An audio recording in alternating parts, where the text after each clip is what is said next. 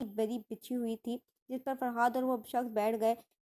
زمین پر گندے برتن پڑے تھے، در و دیوار پر وحشت اور نحوست برس رہی تھی۔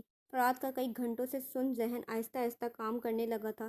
اس مختصر کوٹھری کا جائزہ لیتے ہوئے اس کی نظر ایک کونے پر پڑ گئی۔ اس کا دل زور سے دھڑک اٹھا۔ ایک بھیانک بد شکل مورتی میز پر سجی تھی جس کے آس پاس بے شمار باسی پھول بکھرے ہوئے تھے۔ فرحاد نے گھبرا کر دوبارہ اس شخص پر نظر ڈالی۔ کون ہو تم اور مجھے یہاں کیوں لائے ہو؟ کہاں زندگی گزاری ہے تو نے بابو؟ تجھے ابھی تک اندازہ نہیں کون ہوں؟ اس کے چہرے پر وہ مسکراہٹ تھی۔ کیا ساری عمر عشق میں ہی بتا دی ہے؟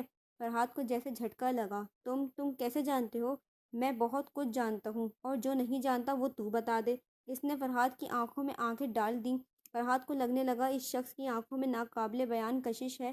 وہ جیسے ٹرانس میں آنے لگا۔ معمولی بن گیا۔ آج رومیلا مر